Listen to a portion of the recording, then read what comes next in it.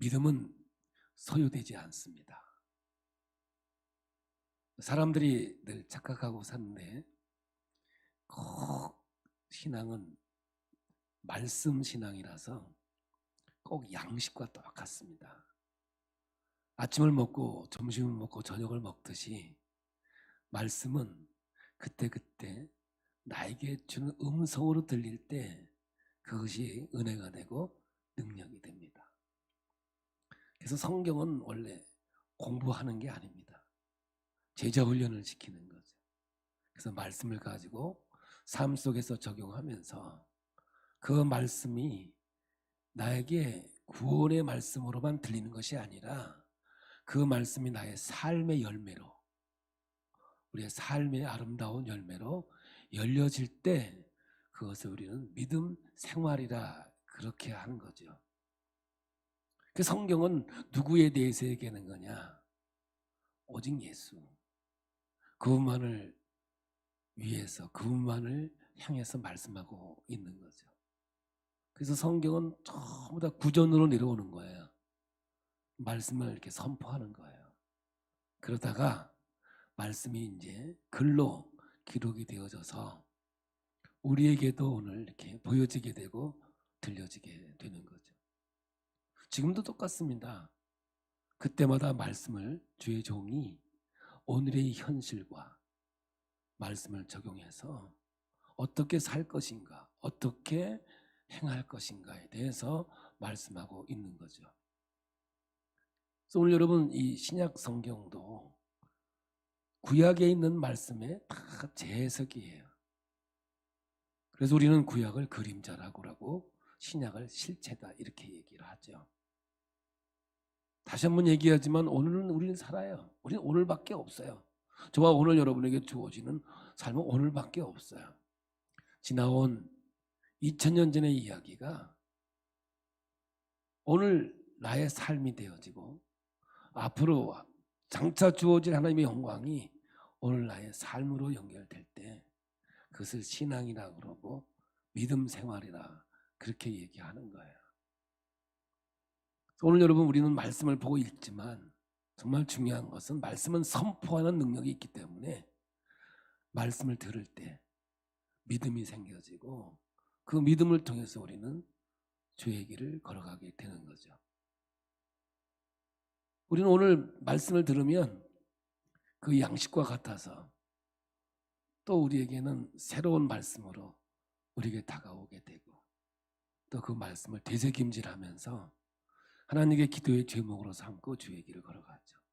근데 참 중요한 것은 말씀을 지식으로 배워놓으면 그거보다 어려운 일은 없어요. 그거보다 변화되지 않는 말은 없어요. 이 땅 위에 성경을 몰라서 주를 떠나는가요? 아니에요.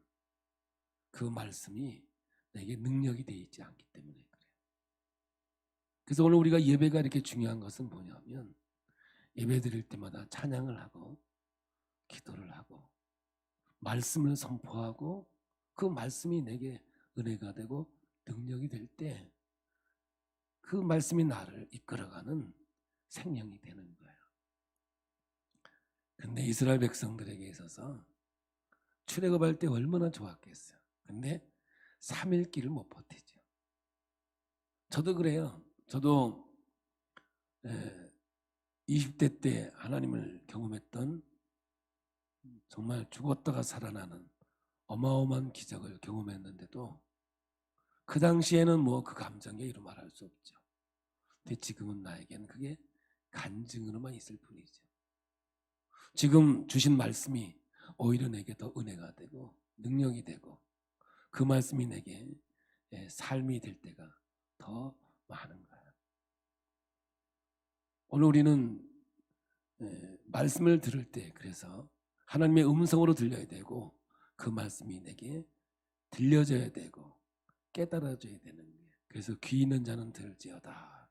귀 없는 사람이 어디 있어요? 다 귀가 있죠.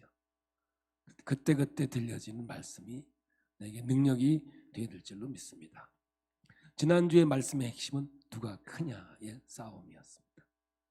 성경은 창세기부터 요한계시록까지 누가 더 크냐 이거에 대한 이야기는 없거든요. 더 약한 것이 강한 것이 됨을 성경은 선포하고 있고, 하나님의 나라는 작은 것으로부터 확대되어지고 확장되어져 가는걸 선포하고 있는 것이죠. 근데 제자들이 가는 길과 예수님의 가는 길이 전혀 달랐어요. 우리 예수님이 걸어가는 길은 하나님 나라, 그리고 하나님의 권세, 하나님의 영광을 위해서 가는 십자가의 길이었어요.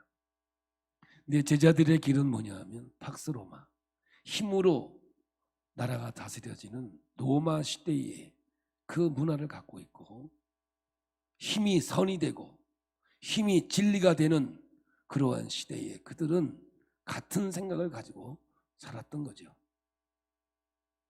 그래서 이들은 누가 더 크냐, 누가 더 공로가 있냐, 이제 얼마 후에 저 예수를 통해서 로마의 정권을 물리치고 새 나라를, 다윗의 나라를 제2의 건국을 한다면 누가 더 높은 자리에 차지할 것이냐.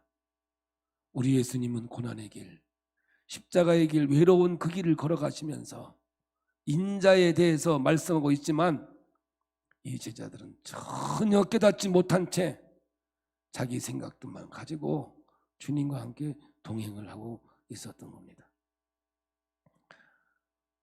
여러분, 참 우리 예수님도 안타깝습니다. 당시에 머리 안 좋은 사람,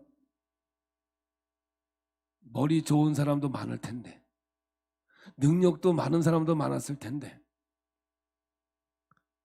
보여줘도 쥐어줘도 전혀 생각이 다른 이들을 끝까지 내치지 아니하고 함께 걸어가고 있는 우리 예수님의 모습을 보면서, 하나님은 그 갈대우르 땅에 있는 아브라함을 불러 믿음의 조상 아브라함을 그 삶 속에 개입하셔서 만들어내셨고, 약탈자, 사기꾼, 도망꾼의 이름을 가지고 있는 야곱의 인생 속에 우리 하나님 함께 하셔서 그를 이스라엘로 만드셨습니다. 요셉 고자질하고 어떻게든지 아버지의 사랑만 쟁취하려고 그 요셉, 그를 훈련시키셔서 총리대신으로 만들었던 그 하나님은 정말 부족하고 약한 우리 인생 속에서도 찾아오셔서 우리를 훈련시키셔서 하나님의 백성으로 삼으시고 천국 군사로 삼아주신 줄로 믿습니다. 그러나 그때나 지금이나 조금도 변함없이 크기의 논쟁이 세상 속에만 있는 것이 아니라 이 교회 속에서 있어서, 교회 숫자는 얼마나 되나, 교회는 재정이 얼마나 되나, 목사님의 학위는 무엇을 가지고 있느냐, 여기에 관심을 갖고 있는 오늘의 시대를 보면서 우리 주님은 이들을 질책하고 이들에게 깨닫기를 원해서 어린아이, 젖먹이 어린아이를 안고 시청과 교육을 시켜줍니다. 하나님 나라는 섬김받는 자의 것이 아니라 섬기는 자의 것이고, 희생과 헌신하고 하나님 앞에 영광을 드러내는 자의 모습을 말하고 있는 거죠. 전적으로 하나님만 의지하는 젖먹이와 같이 착하고 순수하고 이런 개념이 아닌 오직 믿음으로만 구원과 승리의 역사를 이룰 수 있는 말씀을 하고 있는 거죠. 오늘은 좀 더 이 이야기와 연결해서 더 극대화한, 좀 더 큰 이야기로 우리 예수님이 이야기를 진행하고 있습니다. 언제나 그렇듯이 없던 이야기를 만들어내는 것이 아니라 있던 현장 속에서 있는 이야기를 가지고 하나님은 오늘도 말씀하신다는 사실을 잊지 마십시오. 그러므로 오늘 저와 여러분이 살아가는 환경과 상황 속에서 하나님은 언제나 개입하시고 하나님은 말씀하고 있다는 사실입니다. 이제 오늘 본문을 시작합니다. 38절입니다. 요한이 예수께 여짜오되 선생님, 우리를 따르지 않는 어떤 자가 주의 이름으로 귀신을 내쫓는 것을 우리가 보고 우리를 따르지 아니함으로 금하였나이다. 여기에 있는 요한은 사도 요한입니다. 요한은 몇 사람이 있지요? 세례 요한도 있고, 아시죠? 광야에 외쳤던 세례 요한. 마가 요한도 있습니다. 이 사람은 뭐냐면 오늘 예수님의 말씀을 기록했던 사람이기도 하고, 사도 바울과 함께 복음을 증거하러 가다가 도중에 너무 힘들다고 다시 돌아온 선교에 실패했던 자. 그래서 제2차 선교여행 때 바나바와 크게 다투고 바울은 신라를 데리고 새로운 전도 여행을 시작하는 그러한 마가 요한. 그러나 나중에 감옥에 있을 때 이 마가 요한을 데리고 오라고, 내게 너무 필요하고 내게 유익한 존재라고, 이렇게 변화된 모습을 성경은 기록하고 있습니다. 그러나 오늘 성경에 나오는 이 요한은 12제자 중에 있는 사도 요한입니다. 요한이 이렇게 얘기하지요. 금하였다라고 얘기합니다. 근데 오늘 여러분 누가복음에 있는 이 사도 요한을 어떻게 성경은 이야기하고 있는지 우리 한번 볼까요? 이 사람에 대해서 좀 연구 좀 해볼 필요가 있습니다. 누가복음 9장 49절입니다. 똑같은 말씀입니다. 요한이 여짜오되 주여 어떤 사람이 주의 이름으로 귀신을 내쫓는 것을 우리가 보고 우리와 함께 따르지 아니함으로 금하였나이다. 이 사람이 나중에 어떻게 얘기하는지 시간 관계상 쭉 가서 54절을 보겠습니다. 54절. 제자 야고보와 요한이 이를 보고 이르되 주여 우리가 불을 명하여 하늘로부터 내려 저들을 멸하라 하기를 원하시나이까? 이게 이 사도 요한이 예수님과 함께 이 제자들이 예루살렘을 향해서 가는데 사마리아의 한 마을을 들어갔는데 이들이 배척을 한 거예요. 들어오지 마라, 지나가지 마라 하고 배척을 한 거예요. 그러니까 이 야고보와 요한, 특히 요한이 욱한 겁니다. 이게 아주 욱하는 성격입니다. 욱하니까 뭐라고 그러냐면 하늘로부터 불을 내려서 저들을 싹 쓸어버릴까요? 그러니까 예수님께서 뭐라고 말하시냐면 55절에 예수께서 돌아보시며 꾸짖으시고 함께 다른 마을로 가시니라. 오늘 성경은 여기 꾸짖다라고 말씀하고 있는데 세 번역이나 다른 성경은 이렇게 얘기하고 있습니다. 너희 이르시되 너희는 무슨 정신으로 말하는지 모르겠다, 이렇게 표현하고 있어요. 이 말은 뭐냐? 꾸짖는 말이 정신없는 소리 하고 있구나. 그래서 오늘 제목으로 정신없는 말을 하는 제자들의 모습을 이게 제목으로 사용했습니다. 쉽게 얘기하면 너희들 지금 정신 있는 얘기냐? 정신없는 얘기를 하고 있구나. 요한이 보세요. 불을 내려서 싹 쓸어버릴까요? 정말 무서운 얘기하고 있지 않습니까? 왜 싹 쓸어버린다는 겁니까? 오늘 여러분 이 예수의 이름으로 귀신을 쫓는 저들을 금하라고 하였나이다. 아주 자랑스럽게 예수님께 와 있거든요.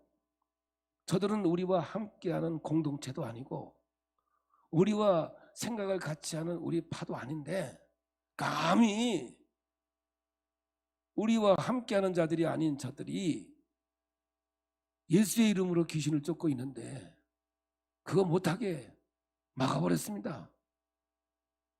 이렇게 얘기한 거예요. 그러니까는 예수님께서 하는 말은 뭐냐? 너희들 무슨 정신으로 그런 말 하냐? 정신이 제대로 박힌 거냐? 지금 이 얘기를 하고 있는 거 아니겠습니까? 오늘날 얘기하면 비주류지, 비주류. 오늘 나와 같은 생각을 갖지 않은 사람들이라는 거죠. 근데 주님은 어떤 반응을 하는지 보십시오. 39절. 예수께서 이르시되 금하지 말라. 내 이름을 의탁하여 능한 일을 행하고 즉시로 나를 비방할 자가 없느니라. 우리를 반대하지 않는 자는 우리를 위하는 자니라. 이 말씀의 상황을 한번 다시 한번 펼쳐볼게요. 요한이 말합니다.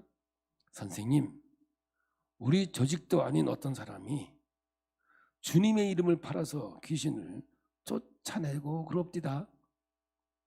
그래서 내가 못하게 했어요. 아주 자랑스럽게 자랑한 것처럼 예수님한테 얘기했습니다. 그랬더니 주님께서 잘했다 칭찬하는 게 아니라 금하지 말라. 우리를 반대하지 않는 자는 우리를 위하는 자니라. 아주 정말 중요한 말씀을 오늘 담겨놓고 있고요. 누가 더 크냐라는 이 논쟁에 이어서 주님께서 말씀하고 있는 거예요. 이 말씀 속에 담겨진 기독교의 가치관이 여기에 다 담겨 있다고 해도 과언이 아니에요. 다시 한번 강조하지만 너무 중요한 말씀이에요. 여러분, 성경에는 관용이란 말, 관대란 말을 지난주에 제가 사용을 했는데, 이 관용이란 말은 헬라어로 똘레랑스라고 하는데, 이것은 뭐냐면 첫 번째, 타인에 대한 배려예요. 이게 관용이거든요. 타인에 대한 배려예요. 죄는 뭐냐면 자기중심이에요. 그래서 죄가 해결되면 이 말은 예수의 십자가의 도가 뭔지를 깨닫고 예수가 누구인 줄 알고 진짜 구원받은 하나님의 백성은 거듭남의 인생이에요. 본어겐 다시 태어난 거죠. 저와 오늘 여러분은 고쳐서 써서도 될 인간들이 아니에요. 죄송합니다. 너무 세게 얘기했나? 우리는 고쳐서 쓸 수 있는 사람들이 아니에요. 그래서 새로 태어나게 만드는, 거듭나게 만드는. 그럼 거듭난 인생은 어디로 바뀌어져 있느냐? 타인 중심으로 바뀌어져 있는. 그래서 남을 나보다 더 낫게 여기는 거예요. 이게 사도 바울의 신앙 고백이기도 하고 오늘 예수 믿는 사람들이 오늘 말씀 속에서 주시는 정말 중요한 말씀이거든요.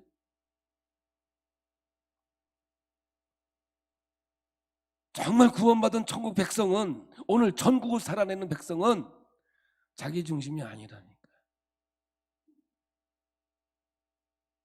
너무 재밌는 얘기 지난 금요일도 한번 했는데 천국에도 먹는 게 있다네요. 누가 갔다 왔대요. 갔다 왔는데 천국에는 숟가락으로 먹는 게 아니라 젓가락으로 먹는다네. 근데 젓가락이 얼마나 긴지 자기가 찝어가지고 자기는 못 먹는데. 안 되네. 발이 짧아가지고. 그래서 먹을 수 있는 비결은 남을 먹여줘야만 먹고 살 수 있다네. 아, 말 되네 그거. 네, 그렇다는 거예요. 한번 안 가봤어요 저는. 네. 근데 하나 예화겠죠, 예화. 그러니까 구원받은 백성, 천국을 살아내는 사람들의 삶은 관용, 너의 관용을 남들에게 알게 하라는 거죠. 타인에 대한 배려예요. 두 번째는 뭐냐? 어떤 상황 속에서도 허용되는 자유. 이걸 두 걸 합친 것을 관용, 그리고 관대, 이렇게 표현하고 있는 거죠. 그러므로 저 오늘 여러분들이 예수 믿으면 정말 예수가 누구인지를 알고 깨닫는다면, 지적으로 믿는 예수가 아니고 성령으로 내게 감동케 하면 서로 물건을 통용하고 정말 내 이웃을 위하여 내 목숨을 바쳐서 헌신하듯 섬겨주는 하나님의 백성으로 변화되어 가는 거예요. 그런데 안타까운 것은 신앙의 연수가 깊어질수록 배타적이기가 쉽습니다. 아주 배타적이기 쉽죠. 이것을 우리는 고집이라고 하기도 하고, 자존심을 두 자로 줄이면 고집이라고 그래요. 근데 고집은 결국은 얻어 터져야 해결이 되거든요. 애들도 고집 부리다가 어떻게 해결됐냐? 얻어 터지면 해결돼요. 네. 자기의 잣대와 기준에서 벗어나면 다 아닌 거예요. 배제시켜버리는 거죠. 지금 사도 요한이 이 자리에 있는 거거든요. 이것이 기독교의 정말 무서운 거예요. 이런 태도를 가지고 기독교 역사 속에서 수많은 사람들을 죽여버렸어요. 기독교라는 이름으로, 종교라는 이름으로 타 종교를 여러분 수없이 죽여버렸어요. 중세시대는요, 여러분 600만이라는 사람을 화형시켰어요. 그러므로 여러분, 기독교의 가장 중요하지만 무서운 게 뭔지 아십니까? 불을 내려 다 죽여버릴까요? 배타주의입니다. 배타주의. 그리스도인들은 배타성을 가지고 있지요. 그리스도인들은 배타성을 가지고 있는 사람들이에요. 저도 배타성을 가지고 있어요. 근데 배타주의는 아니에요. 배타주의가 되면 안 되죠. 예수님만 나의 하나님이에요. 예수님 위에는 저에게는 구원받을 그 이름이 없어요. 그래서 저는 그리스도인이고요. 그런데 배타성과 배타주의는 구분이 되어야 돼요. 배타성이라고 하는 것은 오직 예수만이 나의 구주로 고백하는 거죠. 근데 배타주의는 뭐냐면 다른 사람이 가지고 있는 배타성을 모조리 없는 것으로 행동하는 거예요. 그러므로 그리스도인들은 배타성을 가지고 있지만 배타주의가 되면 정말 큰일 나요. 이거를 잘 구분해야 돼요. 그래서 배타주의로 흘러버리면 폭력적으로 바뀌어버려요. 다 쓸어버려야 돼요. 하늘에 불을 내려서 쓸어버려야 돼요. 다 죽여버려야 돼요. 기독교는 이 엄청난 역사를 가지고 있고 지금도 이 세계는 이 배타주의로 인해서 전쟁이 끝나지 않고 고통과 아픔이 끝나지 않는 이 세상을 보게 되는 거예요. 다시 한번 얘기했지만 저는 예수가 나의 구원의 주예요. 예수밖에 외에는 없어요. 그러나 배타주의로 흐른다는 것을 우리는 좀 생각해 보아야 하는 겁니다. 유명한 사도 바울의 사도행전의 설교를 좀 가져와서 오늘 이 배타주의에 대해서 좀 여러분에게 좀 설명을 하려고 합니다. 바울이 에덴에 들어갑니다. 지금 그리스도죠. 아테네 들어가 보니까 거기에 많은 사람들이 모여서 당시에 스토이 학파들 서로 철학을 나누고 대화를 나누는 그 자리에 가서 이제 설교를 하게 됩니다. 사도행전 17장 22절 23절입니다. 함께 봅니다. 바울이 아레오바고 가운데 서서 말하되 아덴 사람들아 너희를 보니 범사에 정교심이 많도다. 내가 돌아다니며 너희가 위하는 것들을 보다가 알지 못하는 신에게라고 새긴 단도 보았으니 그런즉 너희가 알지 못하고 위하는 것을 내가 너희에게 알게 하리라. 저희 교회에서도 우리가 여행을 갔을 때 아덴에 가서 이 자리에서 막 사진도 많이 찍고 그랬습니다. 한번 생각해 보세요. 바울과 우리와 함께 그 시대에 있었다면 이제 아덴 들어갔어요. 보니까 제우스 신상이 있고 아프로디테 신상이 있고 아테네 신상이 있고 뭐 여러 가지 신상이 쫙 있어요. 근데 제단이 하나 있는데 거기에 신상이 하나 없는 거예요. 근데 이게 왜 없냐 하면 전설에 의하면 어느 나라에 갔는데 너무 위대한 신이 있더라는 거예요. 그래서 그 우상을 가져오다가 풍랑을 만나서 물에 빠졌대.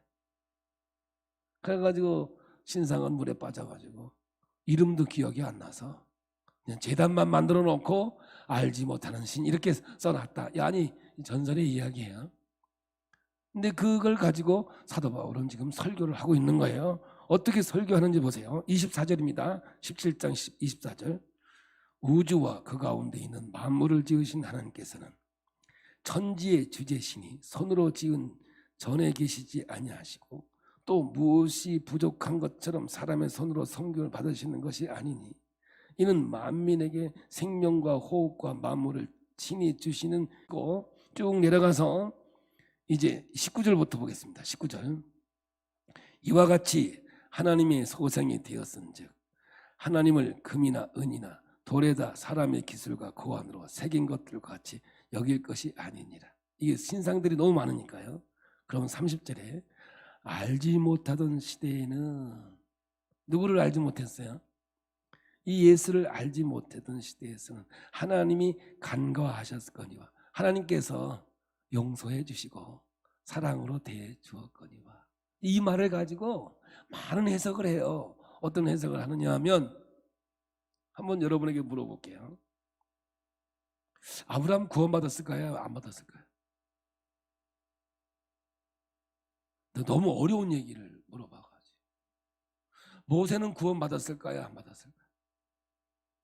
참 대답하기가, 아니 그런 거 여러분 궁금하지 않았잖아. 뭐 아브라함이 당연히 구원받았겠지, 그죠? 모세는 뭐 성경에 기록된 셈이니까 구원받았겠지, 안 받았겠어요? 우리는 그런 거에 대해서 궁금하지 않거든요.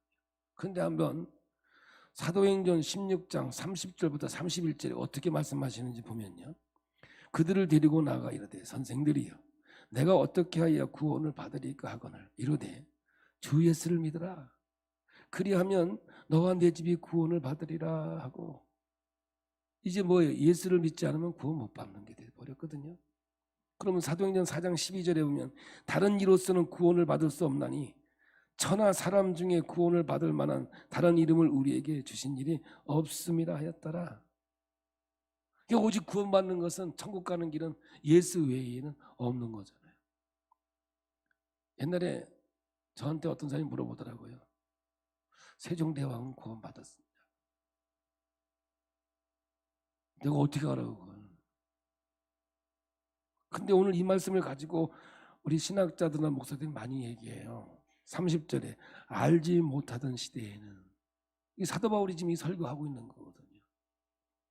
너희들이 예수가 누구인지 알지 못했던 그 시대에는 하나님이 간과하셨거니와 하나님이 긍휼로 불쌍히 여기셨거니와, 이 얘기거든요. 이제는 어디든지 사람에게 다 명하사 회개하라 하셨으니 이제는 예수를 통해서 구원받는다고 선포하라 했다는 거예요. 예전에는 그런 게 없었다니까. 그래서 여러분, 사도 바울은 로마서에 양심의 심판을 얘기해요. 그래서 법 중에 최고의 법은 양심의 법이에요. 양심에 화인 맞은 자, 양심에 더러운 자, 이거는 구원과는 전혀 관계가 없는 거죠.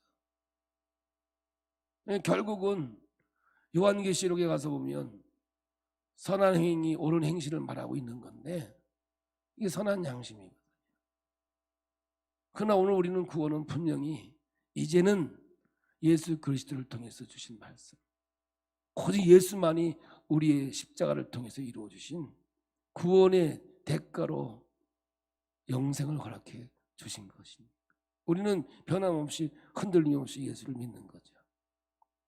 그런데 오늘 여러분, 이 배타주의, 배타성을 갖고 있지만 배타주의는요, 정말 오늘 기독교 우리에게 너무나 무서운 거예요. 이게. 사도 바울은 이런 신들을 막 다 멀리하는 거 아니에요. 그 중에 하나, 알지 못하는 신 하나 딱 얘기해서 복음을 증거하고 있거든요. 예수의 이름을 증거하고 있다고요. 그러면서 주님께서 오늘 말씀하시는 거예요. 마가복음 9장 40절 같이 우리를 반대하지 않는 자는 우리를 위하는 자니라. 관용에 대해서만, 우리를 반대하지 않는 자는 우리를 위하는 자니라, 이렇게 얘기해요. 본문으로 돌아오면 사도 요한은 왜 주의 이름으로 내쫓는 것을 금하였을까요? 예수의 이름을 함부로 쓰면 안 돼. 예수의 이름을 쓰려면 우리 조직으로 들어와야 돼. 배타주의 아닙니까? 이게 폭력적으로 바뀌는 거예요. 관용이 없어요. 무서운 거예요. 너 우리 라인 아니잖아. 그런데 함부로 너 예수님 이름 팔아먹어? 요한은 예수의 공동체가 아니면 배척해버린 거예요. 아니냐, 싹 쓸어버리자는 거죠. 제가 35년 전에 창원 용호동에 용호교회를 개척했습니다. 그래서 안방에서 예배드리다가 상가에 나왔는데, 그 당시에 우리 교회 뭐 한 20, 30년 모일 텐데, 어떤 한 사람이 딱 들어오더니, 들어올 때 교회 간판을 못 보고 들어왔나 봐요. 거기에 기독교 대한 감리에 용호교회 이렇게 써 있어요. 우리 처음에 용호교회였으니까, 용호동이었으니까. 아이고, 용호도 용호교회라고 해놨더니 또 마귀 이름은 다 갖다 놨다 해가지고 주보에다가 얼굴 용자에다가 호수호자를 써서 용호교회까지 썼던 애가 얼마나 이렇게 머리들이 명석한지. 들어오더니 주보를 보면서 감리교회네, 이단이잖아. 내가 깜짝 놀랐구나. 그때 우리 감리교가 이단이라는 처음 들어봤어요. 야, 참 우리나라에서 감리교를 이단이라고 하는 그 사람은 아마 9단쯤 될 것 같아. 하기야 뭐 자기가 속해 있는 교단을 비판하면 되겠어요. 배타주의가 뭔지 아십니까? 예수 이름도 필요 없어요.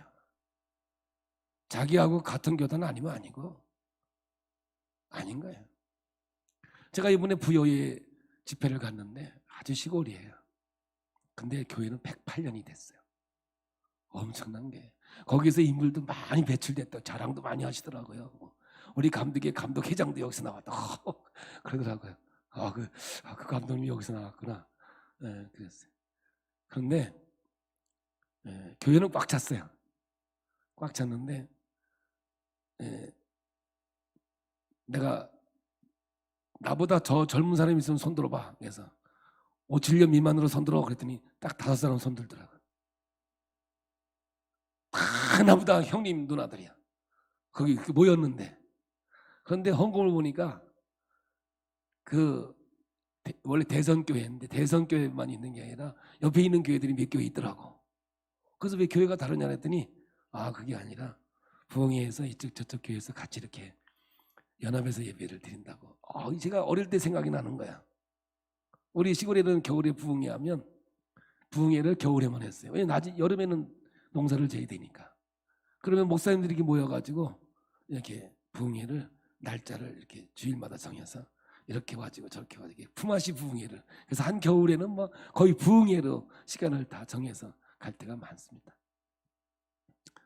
그래서 저도 그런 줄 알고 교회를 개척해 놨으니 부흥 강사를 모시려니까 또 사례비도 드려야 되고 부담이 되지 않습니까? 그래서 보니까 옆 교회에서 부흥회를 하는 거예요. 그러니까 옆에서 부흥회라니까 가서 은혜 받고 오시라고. 그랬더니 뭐 지금 우리 교회 안 계십니다. 오더니 전사님 그런 거 광고하면 안 된다는 거예요. 그게 왜 그러냐 했더니 가서 은혜 받으면 안 온다네. 그 내가 그랬지 뭐 강사님한테 은혜 받지 교회에 은혜 받았나? 이야, 이게요 이제는 뭐 교회가 다르고 교단이 다르면 나중에 하늘나라 가면 이거 골치 아프게 예수로 하나 되는 게 아니고 완전히 이 교파주의 이것들이 오늘 여러분 배타주의로 지금 여기에 머물러 있는 거 아니에요? 그래서 여기서도 보면은 이게 보면은 옛날에 다니던 교회는 안 그랬는데 참 그럼 어떡하란 말이요. 여기 우리 기쁨의 교회는 이 기쁨의 교회가 가는 담임 목사의 목적이 있고 방향이 있고 신앙이 있는데 옛날에 우리 교회는 안 그랬는데 그런데 왜 오셨어? 그러면 또 안 되지 참. 이거 빼고 아니지 여러분. 그때는 그렇게 신앙생활 했으면 또 여기선 또 이렇게 신앙생활 할 수도 있는 거 아니겠어요? 어떤 데는 또 저한테 왜 예배 시간에 사도신경 고백 안 하냐고 막 들이대가지고 여러분 우리 합니다. 지금 우리 교회 언제 하냐 시작할 때 합니다. 그런데 늘 중간에 왔거든. 예배 시간에 중간에 왔으니 사도신경 하는 걸 한 번이나 봤나? 왜냐 처음 시작할 때 하는데. 그러니까 뭐냐면 자기가 가지고 있는 이 생각, 자기가 가지고 있는 그 습관이 변화가 안 돼요. 거듭남이 없어요. 바뀌질 않아요. 그러니까 이 사도 요한처럼 불을 내려서 그냥 다 쓸어버리자. 저들은 우리 라인도 아닌데 우리 공동체도 아닌데 예수의 이름으로 귀신 쫓는데 이거 금하게 했나이다. 자랑스럽게 얘기를 한 거예요. 그러니까 예수님께서 한 발짝 더 나가서 이런 말을 합니다. 41절입니다. 마가복음 9장 41절. 누구든지 너희가 그리스도에 속한 자라 하여 물 한 그릇이라도 주면 내가 진실로 너희에게 이르노니 그가 결코 상을 잃지 않으리라. 또 누구든지 나를 믿는 이 작은 자 중 하나라도 실족하게 하면 차라리 연자 맷돌이 그 목에 매여 바다에 던지는 것이 나으리라. 만일 내 손이 너를 범죄하게 하거든 찍어버리라. 장애인으로 영생에 들어가는 것이 두 손을 가지고 지옥 곧 꺼지지 않는 불에 들어가는 것보다 나으니라. 주님께서 우리에게 이 말씀으로 하는 거예요. 여러분, 어린아이를 또 등장시켜요. 이 아이는 무가치해 보이는 거예요. 우리가 신앙이 깊어지고 성숙하다는 건 무엇이냐면 작은 것에 대한 가치를 알아보는 거예요. 여러분, 보통 큰 물에 노는 사람들은 사소하고 작은 것에 대해서는 관심이 없어요. 근데 우리 예수님은 늘 이 땅에 계신 동안에 소외된 아이, 고아, 과부, 병든 자, 정말 소외된 자를 향해서 말씀하고 있거든요. 여러분, 작은 것을 무시하거나 잃어버리면 안 됩니다. 정말 가장 작은 것을 귀하게 여겨야 됩니다. 그래서 여러분, 한 알에 작은 겨자씨 한 알이 땅에 심겨지면 그것이 자라서 깃드는 겁니다. 여러분, 이 말씀이 어디서 시작이 됐다고 그랬어요? 마가복음 9장 34절. 그들이 잠잠하니 이는 길에서 서로 누가 크냐 하고 쟁론하였습니다. 누가 더 잘났냐, 누가 더 똑똑하냐, 이것 때문에 이 문제가 발생되어졌고 말씀이 기록된 거거든요. 사랑하는 우리 기쁨의 교회 성도 여러분, 우리는 오직 예수만 믿습니다. 믿으시죠? 다른 이름이 없지요? 구원받을 만한. 그러나 여러분, 배타주의는 아니에요. 우리와 함께하지 않는다고 싹 쓸어보지 않아요. 우리와 함께하지 않는다고 저들을 벌레 보듯 하지는 않는다. 우리에게 전도 대상이고 우리가 사랑해줘야 되고 관용을 가지고 다가가야 할 사람들인 거예요.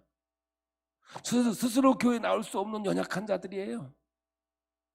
이끌지 아니하면, 누군가의 손에 이끌지 아니하면, 누군가 강제로 끌고 오지 않으면 교회로 올 수 없는 정말 나약한 존재들이에요. 그 관용을 가지고 우리가 다가가지 않으면 갈 수가 없는 그런 거예요.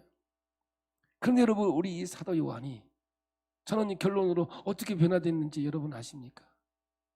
살아서 순교한 사람이 누구예요? 사도 요한이. 이 우레 같은 번개같이 그냥 버럭하는 이 사람이, 오로지 자기 목적, 자기 생각만 가지고 왔던 이 사람이에요. 그런데 나중에 십자가 앞에서, 예수님의 십자가 앞에서 이가 변해 어떤 사람이 되었느냐? 요한일서 3장 18절이에요. 우리 한 절만 읽을게요. 자녀들아, 우리가 말과 혀로만 사랑하지 말고 행함과 진실함으로 하자. 사랑의 선지자들, 요한일서, 요한복음, 요한이서, 3서, 요한계시록을 기록한 사도가 되어지지요. 근데 여러분, 이 사도 요한이 변화된 정점이 어딘 줄 아십니까? 요한 19장 26절 27절을 한번 보겠습니다. 예수께서 자기 어머니와 사랑하시는 제자가 곁에 서 있는 것을 보시고 자기 어머니에게 말씀하시며 여자여 보소서 아들이니다 하고 또 그 제자에게 이르시되 보라 내 어머니라 하신대 그때부터 그 제자가 다 자기 집에 오시니라. 예수님이 이 땅에 오신 길은 하나님 나라, 새로운 하나님 나라의 공동체를 만드는 거였거든요.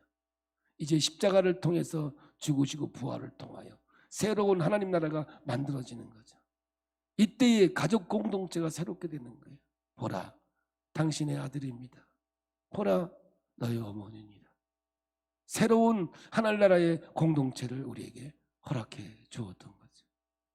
오늘 여러분, 우리는 서로 사랑해야만 하는 정말 거듭난 사람, 십자가의 도를 통해서 하늘나라가 무엇인지, 영원한 영생이 무엇인지, 오늘 전국을 살아내는 믿음의 자녀라고 한다면 오늘 이 사도 요한이 변화되지 않았던 자기 생각대로 메시아를 쫓았던 그때에는 불을 내려 다 쓸어버리자 배타주의의 인생을 살았다면, 십자가의 사건을 통하여 새로운 하늘나라의 공동체를 이룬 이 아름다운 모습 속에서 사랑의 메신저로 살아 순교하는 아름다운 역사를 우리에게 남기고 있다는 얘기입니다. 이것이 오늘 말씀의 결론이에요. 우리는 배타성은 있으나 배타주의가 되지 않아요. 그리스도가 우리에게 주어진 그 사랑의 관용으로 서로를 보고 내 이웃을 나보다 낮게 여기고 용서와 사랑의 도를 이 땅에 실천해 갈 때, 그것이 천국을 살아내는 하나님의 백성이요 영원한 영생의 길을 걸어가는 믿음의 자녀가 되는 줄로 믿습니다.